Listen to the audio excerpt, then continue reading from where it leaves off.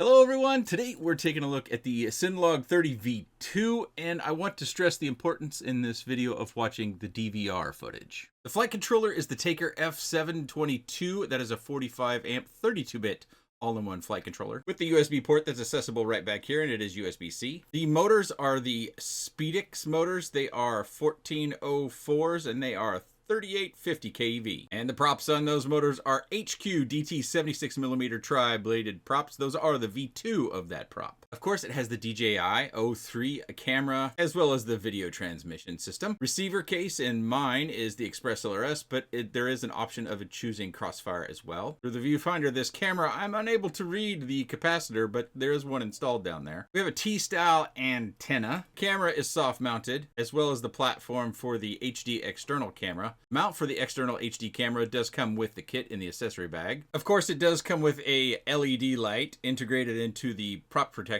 The prop protection does also have these little feet for landing purposes. The only piece of this quad that is 3D printed is the receiver holster way back here. Everything else looks to be plastic molded. The O3 system USB-C port for activation and retrieving your footage is accessible freely, as well as the SD card slot for additional storage. It weighs 84.25 grams. The recommended batteries are the 650 and 720 batteries. Those, of course, are 4S.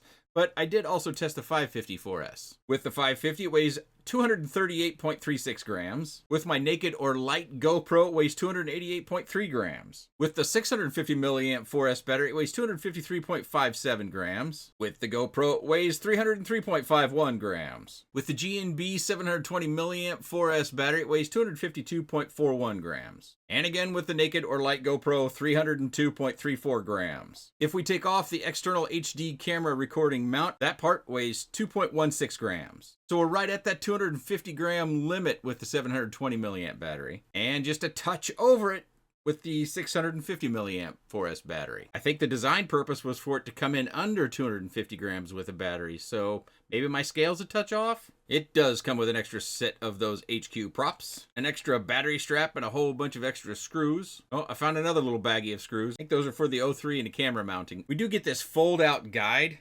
which does cover some very, very basic things. We also get various support and marketing information, and one sheet of stickers. As you can see, this footage is labeled in the lower left-hand corner, and we're going to go through what is a single flight with the as it's on screen there, the light GoPro or the GoPro 9 that's had the D-case and all that. And then we'll roll over into the O3 VTX footage, the recorded onboard footage that is with Rocksteady enabled. So it has some stabilization. And then we'll go to the DVR. That's the recording on the goggles. I'm using the Goggles 2. The Goggles 2 are one of the few O3 compatible goggles that do record the Betaflight OSD information, which I think a lot of people well, I think most people would be interested in that because it gives you kind of an analytical abilities with some of the statistical information that Betaflight presents us with, whether it's simple things like runtime or fly time, whether it's battery consumption and the clock of the runtime. You can do some calculations there. You can also look at the throttle position, how much throttle it's taking, things of that nature. Some specifications for this day. This is actually one of my lower wind days. That's why I'm using this footage.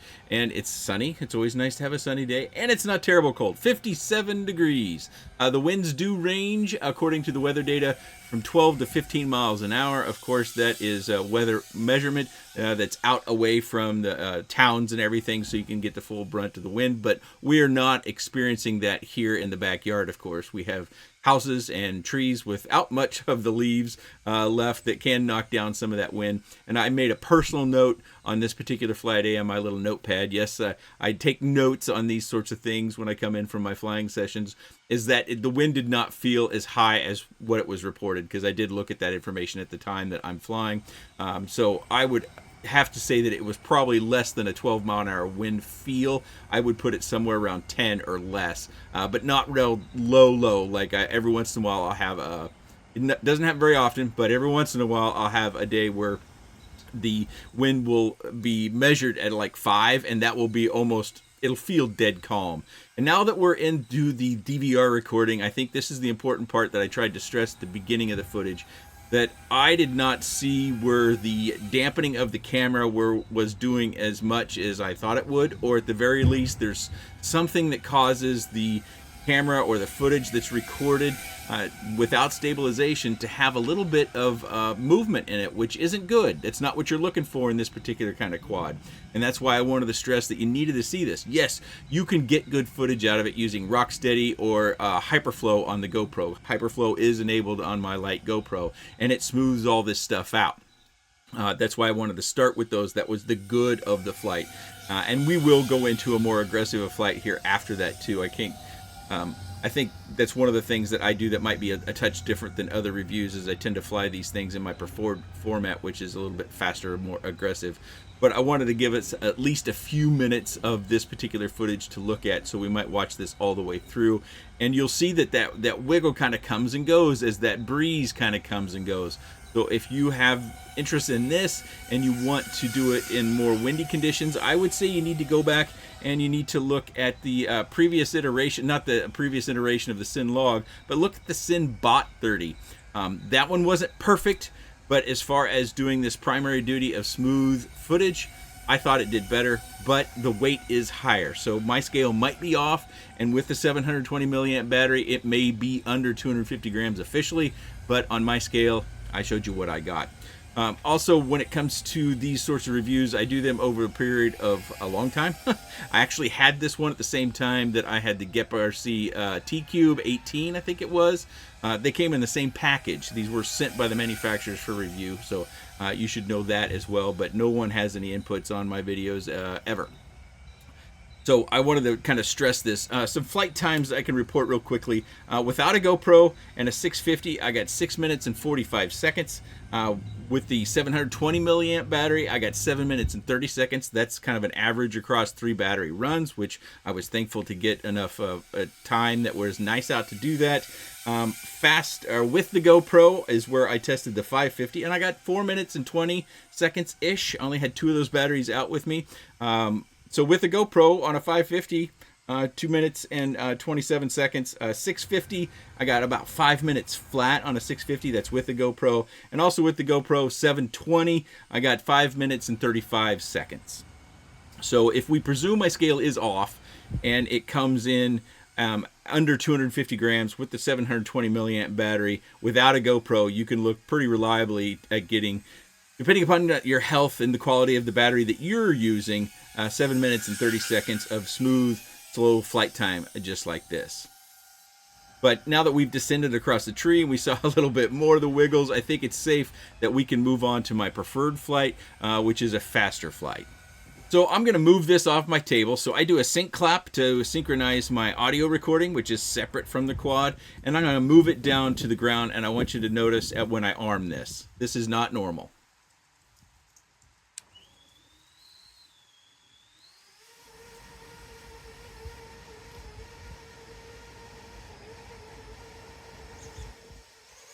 So yeah, I intentionally did that. Those that follow the channel closely will know that that's not my normal takeoff position. My normal takeoff position is up on the table.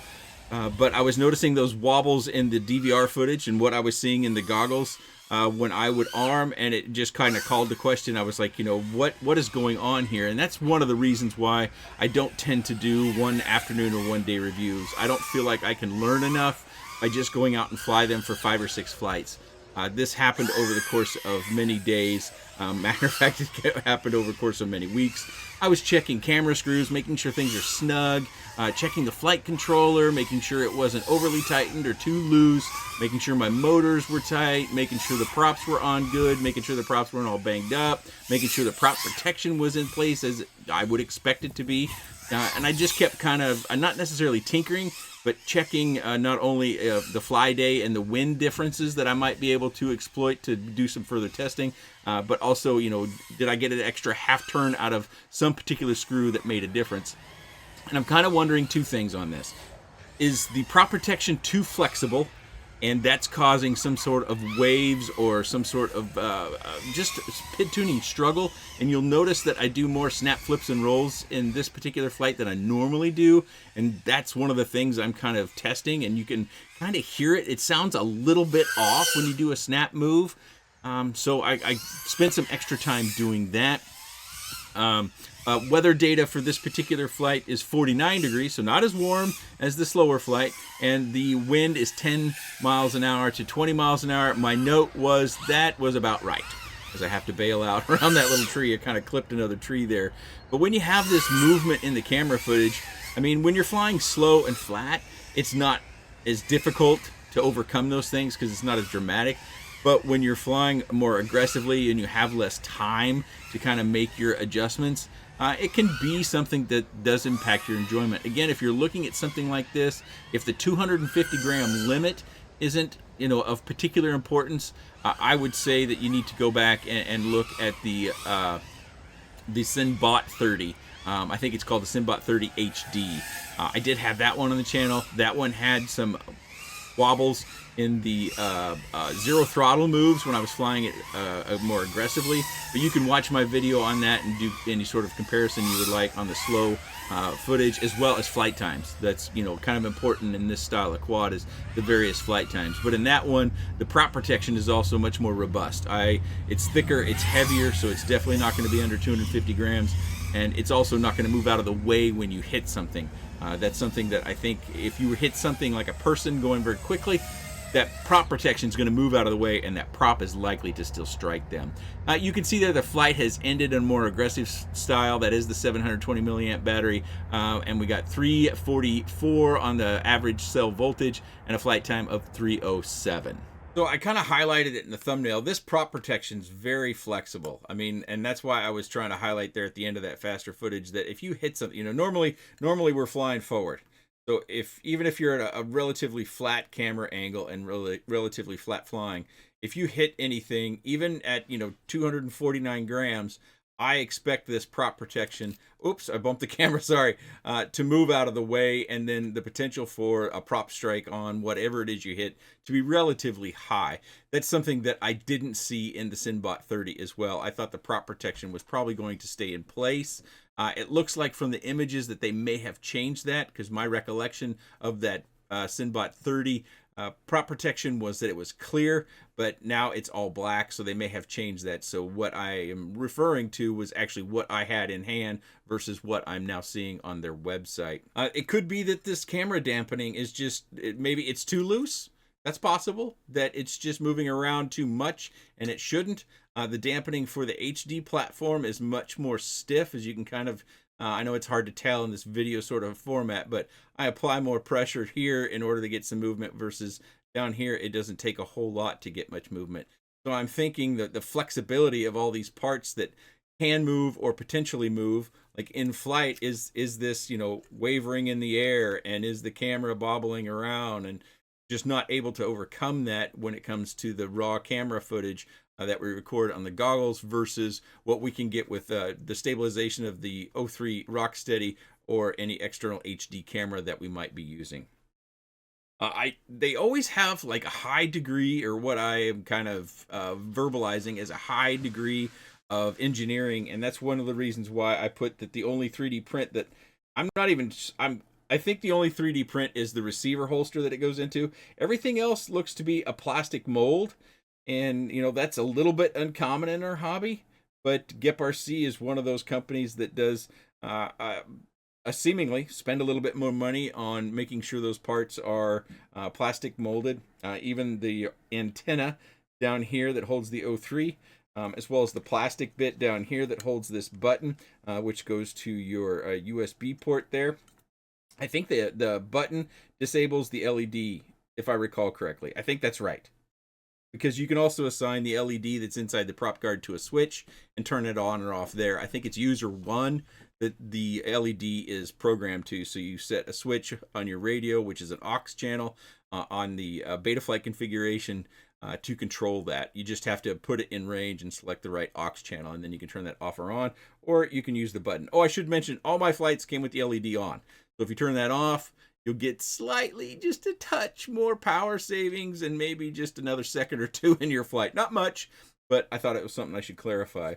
This battery type that they have here, with kind of the looping around the battery type, or battery, it doesn't require a battery mat to secure it down to for movement, so that's kind of nice. but in the straps that they send, you're very limited. I couldn't even test an 830 with this strap, and I don't like changing any of the hardware components when it comes to doing reviews. Post-review, those are things that I can do and I have done in a select few occasions, make slight modifications to the hardware in order to test things further. So that's why you see the recommended battery kind of followed as far as my flight reviews and the flight times that I've reported. Again, something that I oftentimes say, a simple zip tie of holding this down to either one of these arms would save us some pain if we were to have a battery ejection. And instead of pulling directly off our all-in-one flight controller and the pads that these wires are soldered to, we have it against here. You create just a little bit of wrinkle between the zip tie and your all-in-one flight controller, and you secure that down with a 2-penny zip tie. That's going to save you a lot of heartbreak and possible pain in the future. As far as other parts of the assembly, note that these brass fittings up here, that's a nice touch. You don't have to worry about having a nut on the bottom side. I have reviewed quads where you have accessories like an external HD camera mount, and then you have to finesse with a pair of needle nose the metal nut on the underneath side. This does not have that. They have brass fittings that you screw right into, so that's really, really easy. I think the same can be said for the screws that go down in here, but I did not take those apart. These are metal, by the way, not plastic. The straps or the mounting pieces that hold down the battery strap.